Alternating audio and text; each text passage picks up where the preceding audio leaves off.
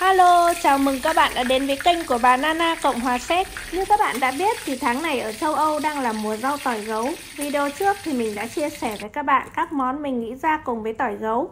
Nay mình lại có món này đặc biệt chưa ai làm, đó là chả cá tỏi gấu. Đã có người nghĩ ra nào thì tỏi gấu muối dưa, tỏi gấu kim chi, rồi bánh khúc tỏi gấu. Nhưng mà chả cá tỏi gấu thì là bản quyền của mình các bạn ạ. Chả cá của mình không trộn mỡ, không trộn tôm, không cho bột nở nhưng không hề khô, ở ngoài giòn, ở trong dai và rất ngọt.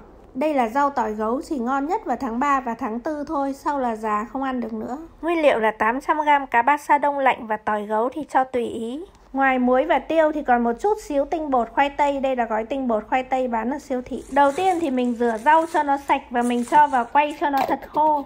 Bởi vì cá đóng đá thì thường rất là nhiều nước rồi, thế nên hạn chế tí nước nào hay tí đấy, chỉ tận dụng nước ngọt ở trong rau thôi. Đây quay một lần thì ra được từng này nước này các bạn, nhưng mà mình thấy vẫn chưa khô lắm cho nên mình lại quay lại lần nữa, cho nên thật là khô kiệt. Từng này rau là hơi nhiều các bạn ạ, nhưng mà nếu mà thừa thì mình sẽ xào lên mình ăn cùng. Thái nhỏ rau giống như là thái hành. Bây giờ mình sẽ vắt khô nước ở cá. Nếu mà mua được cá họ chỉ để lạnh thôi thì không phải làm công đoạn này. Mình hứng lên cái là bỏ ra làm luôn, mới bỏ ra giã đông có nửa tiếng thôi nên hãy còn lạnh lắm. Lạnh tay quá nên mình không bóp nữa mà bỏ ra băm luôn. Mà băm khi còn cứng như thế này lại dễ các bạn ạ, nó không bị dai. Các bạn có thể cho vào máy xay cũng được, thế nhưng mà cái cá này thì băm dễ hơn là băm thịt, băm tí thì nó xong ngay thì mình cho vào máy lại mất công rửa máy. Băm gần được thì mình cho rau và mình băm cho nó đều luôn.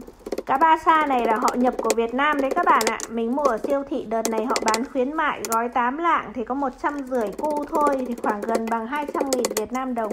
Làm chả cá thì làm bằng cá ba sa này mình thấy là dễ nhất, vừa rẻ mà lại vừa ngon mà lại không tanh gì cả. Sau đó thì mình sẽ cho một ít tinh bột khoai tây vào để cho nó thấm nước trong cá. Mình cho một thìa cà phê đầy các bạn ạ. Nếu mà không phải là cá đông lạnh thì không cần cho bột cũng được. Mình sẽ cho một thìa hạt nêm nữa. Các bạn phải xem ở ngoài bao bì xem là cá họ đã cho muối chưa. Nếu mà cho muối rồi thì mình sẽ cho ít hạt nêm thôi, không thì sẽ rất mặn. Trường hợp cá của mình là họ đã cho muối rồi cho nên mình cho tí hạt nêm và cho ít hạt tiêu nữa. Xong rồi mình trộn đều lên như thế này và mình thấy là thịt cá cũng đã rất là nhuyễn và dẻo rồi. Nhưng mà vẫn hơi rời rạc đấy các bạn ạ.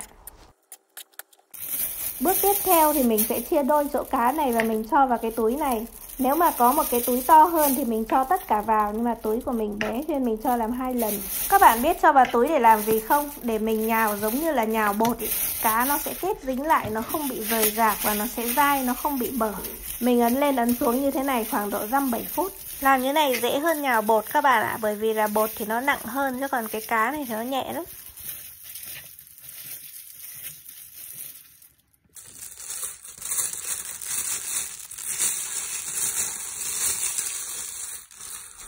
Nhào một lúc rồi bây giờ mình đổ ra, các bạn sẽ thấy là cái cá đã nhào rồi so với cái cá chưa nhào thì nó sẽ như thế nào nhé. Nó đã mềm mịn và kết dính thành một khối tròn, nó có độ đàn hồi nữa các bạn xem này.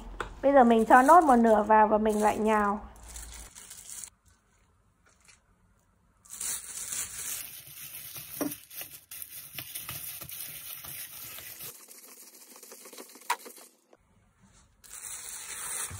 Nhìn có vẻ nó không dính nhiều vào ni lông nữa là được.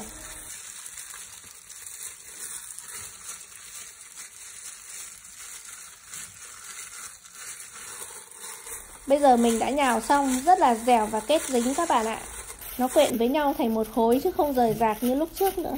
Thì bây giờ có 2 cách làm. Một là viên thành từng viên tròn và dán luôn. Hai là làm thành một miếng to rồi hấp xong dán. Mình chọn cách thứ hai. Mình gói vào cái giấy nướng. Cái giấy này thì nó không bị dính các bạn ạ. Mình dàn mỏng đều rồi mình định hình cho nó vuông vắn rồi thì đã gói kín vào.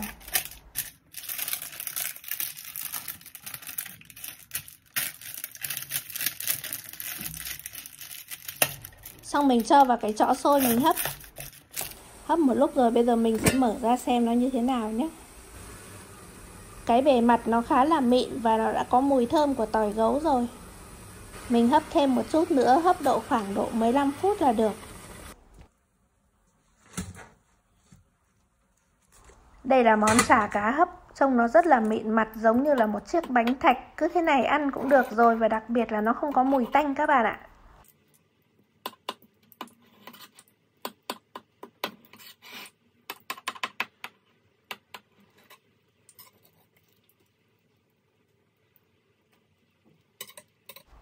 Nhìn cũng thấy ngon rồi, mình sẽ ăn thử một miếng xem thế nào.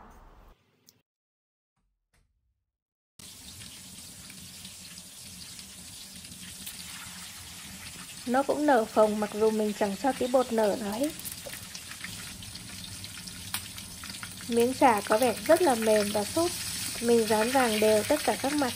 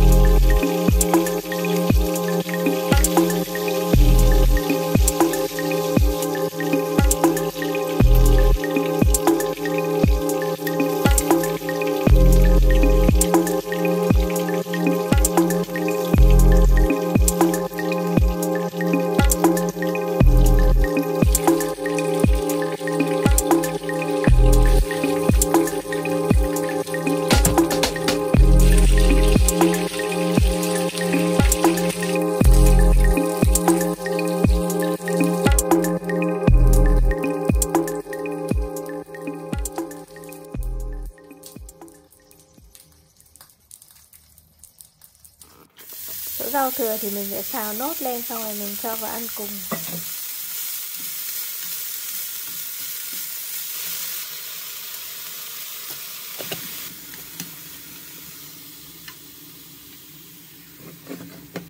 Và bây giờ món chả cá tỏi gấu đã hoàn thành. Trông có đặc biệt không các bạn? Mình phải thử thì mình mới biết nó như thế nào chứ.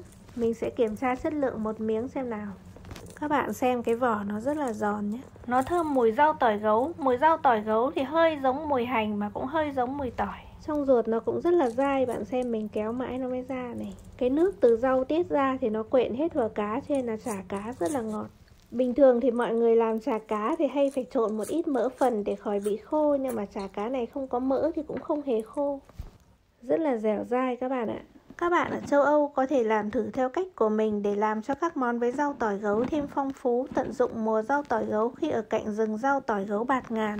Hãy nhớ đăng ký kênh mình để xem các video tiếp theo các bạn nhé. Cảm ơn các bạn đã theo dõi và chào các bạn.